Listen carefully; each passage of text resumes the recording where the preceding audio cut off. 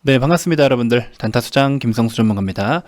자, 우리 셀트리온 형제들을 포함해서 우리나라의 K바이오가 그래도 전체적으로 좀 좋은 성과를 나타내고 있습니다. 많은 분들이 뭐 제약 바이오 끝났다, 뭐 망했다, 이제는 뭐 역시 뭐 이쪽 테마는 뭐 도박이다, 뭐 여러 가지 이야기들을 하시는데요.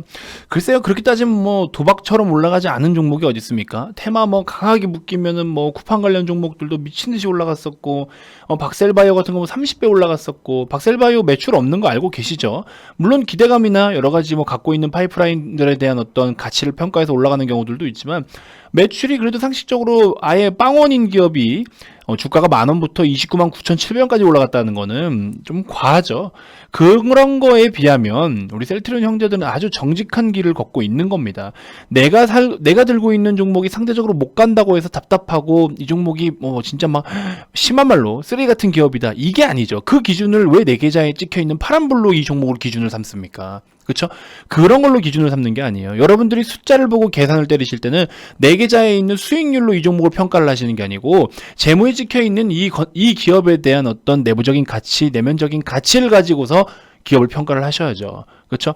자, 뭐 여러 가지 이야기를 좀 드려볼 텐데, 한국의 우리 수출액, 그 바이오 의약품 전체 수출의 절반이 셀트리온 헬스케어와 삼성바이오로직스가 담당을 했습니다. 이번에 그렇게 맡아줬고, 코로나에도 불구하고 전체적인 어떤 제품에 대한 경쟁력이라든지 안정적인 그런 유통망을 바탕으로 해서 두 기업 모두 수출이 두 자릿수 급증을 해보인 그런 덕분에 전반적으로 우리나라의 K바이오의 수출 비중의 절반 이상을 우리 두 기업이 차지를 했습니다. 자, 관련해서 여러 가지 이야기를 좀 드려볼 텐데, 전체적으로 한국형 바이오시밀러 산업이 진짜 이제는 본궤도에 접어들었다는 평가가 많이 나오고 있습니다.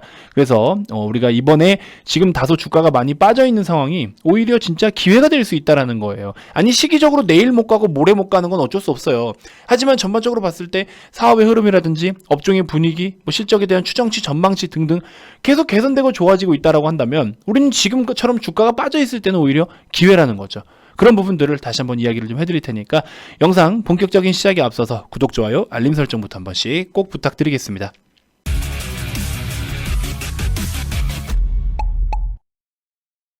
자, 셀트리온의 주가입니다. 사실 우리가 이렇게 지나고 나서 보면요, 이거 별거 아닌 한 번의 파동, 요 한 번의 파동, 상승을 보였다가 하락을 보이는 요 파동이 한 달, 두 달, 거의 두 달 반이에요.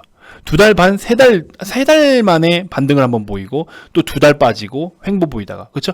이런 식으로 등락만 보이면 횡보를 두 달 해놓고서 상승 한 달 보이고, 다시 한 달 횡보, 두 달 횡보, 여기서부터 빠지기 시작해서 한 달, 두 달, 세 달, 네 달 빠지고, 그리고 다시 한 달, 두 달 오르고, 그쵸? 또 지금 뭐 한 달, 두 달. 이런 식으로 보시면 주가 동향이 진짜 개월수대로 움직여요. 그래서 이런 건 사실 진짜 월봉 차트를 놓고 보셔야 되는 건데, 월봉 차트나 주봉 차트를 놓고 보시면 좋아요. 이런 거 보시면 주봉상으로도 엄청나게 큰 움직임을 계속해서 보여가고 있습니다. 그렇죠? 이런 등락을 보이기 때문에 우리가 지금 물론 주가가 단기간에 뻥뻥뻥뻥 뛰면 좋죠. 근데 그렇게 뛰면 결국에 매도를 우리가 또 할 수밖에 없어요. 왜냐면 급등을 해보인다. 그러면은 결국에 우리는 이 기업이 우리가 바라던 어떤 그런 내면적인 가치로 인해서 성장을 해주는 거냐, 단순하게 테마로 엮여서 올라가느냐, 이거에 따라서 또 매도를 하고 안 하고가 결정이 될 수는 있는데, 자, 아무튼 제가 이미지를 하나 보여드릴게요. 자, 이렇게 이미지를 보시면 셀트리온 헬스케어와 삼성바이오로직스의 수출 추이입니다. 자, 보시면 우리 셀트리온 헬스케어가 초록색이고요, 삼성바이오로직스가 파란색입니다.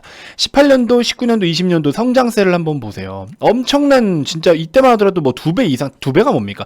2배 이상, 2년 만에 2배 이상의 성장을 보여주고 있는데, 최근에 이제 셀트리온 헬스케어랑 삼성바이오로직스가 이 금감원에 제출했던 2020년도 사업보고서를 보시면, 지난해에 우리 두 기업이 바이오시밀러 수출 합계가 전년보다 56%나 급증을 했어요. 두 기업 합치면 2조 5천억 원 가까이가 됩니다. 엄청난 금액인 거죠. 이 두 기업이 수출한 것만, 이 규모만 놓고 보더라도 전체 바이오 의약품의 절반가량을 지켜준 거예요. 여러분들 잘 아시다시피 우리 셀트리온 헬스케어 같은 경우에는, 그렇죠? 셀트리온으로부터 바이오시밀러를 공급을 받죠. 그러고 나서 글로벌 유통망을 통해서 판매를 하고 있는 상황이고, 그래서 이런 부분들이 앞으로의 셀트리온 헬스케어의 수출 실적이 셀트리온의 결국에 뭐 수출 성과랑 뭐 똑같다라고 봐도 되겠죠. 이 부분은 뭐 여러분도 잘 알고 계시겠지만 특히나 우리 셀트리온 헬스케어에서 메인 우리 제품들 램시마, 트룩시마, 허즈마 그리고 램시마 SC까지 이렇게 4개의 대표적인 바이오시밀러가 해외 시장에서 판매를 하고 있는데 이 가운데 트룩시마의 약진이 좀 많이 두드러졌죠. 그래서 트룩시마의 지난해 수출 규모가 한 7,860억 원대 정도가 되는데 직전년보다 77%나 급증을 보였습니다. 이게 이제 유럽 시장 쪽에서 오리지널 바이오 의약품인데 그 맙테라라고 있습니다. 맙테라의 점유율을 확 추월을 해버렸어요. 엄청난 성과를 보여준 그런 의약품이기도 합니다.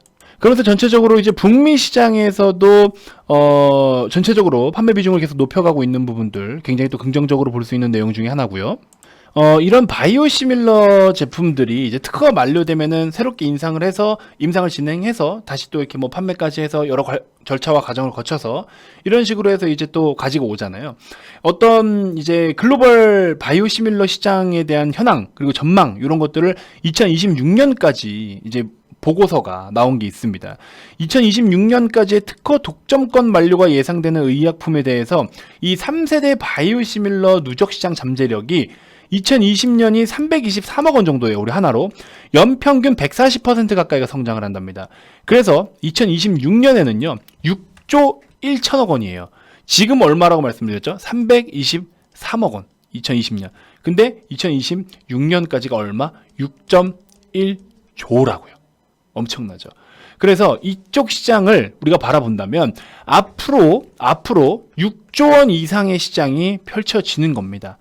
그렇죠? 이쪽 시장을 이제 겨냥을 해야 된다는 거죠. 근데 벌써 이쪽 시장을 겨냥한 어떤 레이스들은 이미 시작이 됐어요. 벌써부터. 그래서 셀트리온도 2023년부터 이 특허가 만료되는 건선치료제가 있잖아요. 그것도 벌써 임상 3상에 돌입을 한 상태고, 그 다음에 삼성바이오 같은 경우에도 뭐 일부 약품들을 뭐 임상 1상에 이렇게 착수한 그런 제품들도 있고 뭐 많이 있습니다. 그래서 삼성 바이오 에피스가 바이오시밀러를 개발하고 삼성 바이오 로직스가 위탁 생산을 하고 있잖아요. 그래서 바이오 에피스에서 또 진행되고 있는 부분들이 최종적으로 임상에 잘 맞춰지면 바이오 로직스에서 또 생산을 하니까 영향을 또 끼칠 수가 있고, 그래서 이런 것들을 좀 놓고 보시면 판국의 우리 K바이오 수출을 이 두 기업이 중심으로 해서 바이오시밀러가 계속 끌고 나갈 것이에요. 그래서 이렇기 때문에 갈수록 신규 바이오시밀러 제품들에 대한 어떤 개발이나 판매 경쟁을 뚫어야 된다라는 거죠. 그래서 그런 부분들 앞으로 시장 규모가 커져가고 있는 그런 관점에서 놓고 본다면 지금 현재 주가 동향 이 단기적인 시세에 너무 연연하지 마시고, 단기적인 거에 연연하실 거면 최근에 거래가 한번 유입이 됐던 불기둥 종목들을 그 이후에 공략하는 단타 종목들로 편입을 하셔야죠. 셀트리온은 중장기 성향입니다. 지금은. 그렇죠? 지금은 중장기 성향을 띠고 있는데 내가 단기적인 성향인데 중장기 성향을 갖다가 접근하시면 어떡해요? 그렇죠? 그러면 의미가 없는 거죠. 그러면 여러분들 속이 타는 거죠. 그래서 그런 거 말고 되도록이면 단기 성향 종목들은 단기로 이렇게 거래가 한번 터졌을 때는 단타로 들어가도 되는 거죠. 이게 아니라면은 단기 성향이신 분들은 단기적인 종목들로 대응하시고, 중장기 성향이신 분들은 중장기로 접근을 하시고, 그럼에도 불구하고 셀트리온은 당장의 뭐 실적이 뭐 어떻든 뭐니 해도 앞으로의 성장 국면을 놓고 본다면 정말로 제가 지금까지 여태까지 브리핑 드린 내용들처럼 K바이오를 대표할 수 있는 그런 기업, 지금도 그런 기업이지만 그리고 앞으로 커져가고 있는 그런 6조 시장을 충분히 또 시장에 침투해서 꽤 큰 비중을 차지할 수 있을 만한 그런 능력을 충분히 갖춘 기업이다라는 거 반드시 여러분들이 인지해 주셨으면 좋겠습니다. 자, 무료방에서 오늘 이제 뭐 최근에 계속 소개를 좀 해드리고 유료방이요. VIP방, 죄송합니다. VIP방에 계속해서 소개를 해드리고 있는 종목이 있는데, 자, 이 종목 같은 경우에는 제가 말씀드렸다시피 이렇게 시장이 커져가는 거, 방금 셀트리온 형제들처럼 시장이 점점 커져가고 있어야 우리도 먹거리가 크잖아요. 아니, 먹거리가 점점 커져가야지 그 안에서, 우리가 빨아들일게 많을 수 있는 거 아닙니까? 점유율을 많이 차지할 수 있는 거 아니겠어요? 그렇죠? 시장이 커져가지 않고 시장이 축소되고 있는 거 뭐 있어요? 내연기관 차량들, 예를 들어서 내연기관 차량들의 부품들 어떻게 해요?